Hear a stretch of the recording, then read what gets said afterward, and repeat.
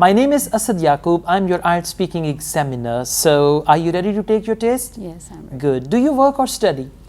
No, actually, I'm working. I have a studio, a makeup studio. I'm an international certified makeup artist. All so right, that's I run a interesting. studio. Very good. Let's take a start. Do you like desserts? Yes, I have a sweet tooth and I love desserts. Why?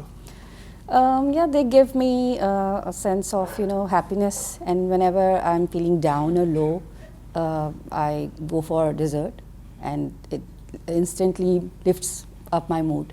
Okay, what's your favorite dessert and why? My favorite one is molten lava, and I do like creme brulee. They are very soft, they melt in the mouth, and it takes you in another world, I would say, because Right. Yeah. Why do children mostly like desserts? to be honest, I don't have any idea about that, but yeah, they do like a dessert because it gives them instant energy. I would say that can be a reason for that. Okay. Have you ever baked any cake on your own? Yes, I baked some time, and my specialty is tea cake with cinnamon. So I occasionally bake it for my family. All right. What are the special cakes in your country? In my country, I think people prefer to eat cake with pineapple. I think they are hot selling cakes, and some people like to eat chocolate cakes. So they are famous and they sells out quickly. All right. How often do you eat desserts? Once in a while, I say about twice a month, or sometimes once a week. Why? Because I think eating too much dessert is not very good for our health.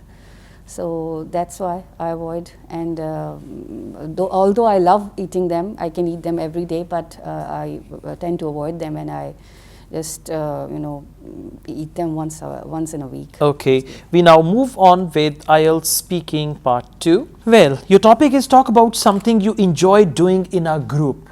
So, are you ready for that? Yes. Let's take a start. Well, I'm not very fond of group activities because it's not always a plain sailing. But I look back, it's almost a decade ago when I joined my university. It was my first year in my university, and we had a peace festival in fall. So our teacher, they called us, and she told us about the peace festival, and we were assigned with the activity to make a model which should depict something related to peace. So me and my two other friends, we volunteered for to make that model.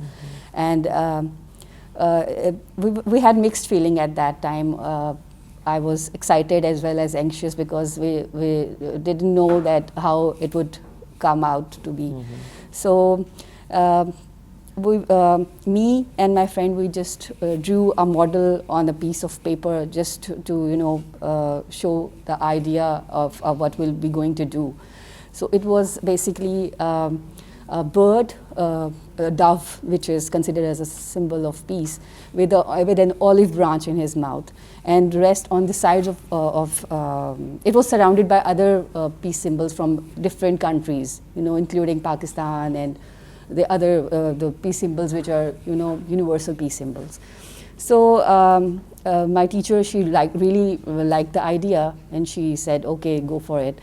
So me along with my two friends, we collected all the sources from magazines and other magazines and internet, and we got them printed. We took foaming sheets and we used that as well, some glitters. And I still remember that we woke up. Okay, fantastic. You have spoken for 2 minutes. Overall, you spoke well. For the most part, your language skills are really good, apart from few occasional mistakes. And these are some irregularities, but still you maintain a very good sentence structure throughout your talk, and you express yourself well. There is fluency and all that. Now I move on with speaking part 3. What kinds of quality does a leader need? A leader needs to be, very considerate, and he should be patient enough to, listen to all other, group, all other person in the group. Okay. What are the reasons for the failure of teamwork? I think not listening to, not have patience to listen to others' point of view. It's the main reason, and then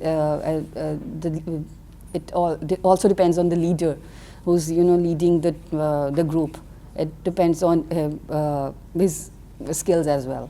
All right. Do children need to know more about teamwork?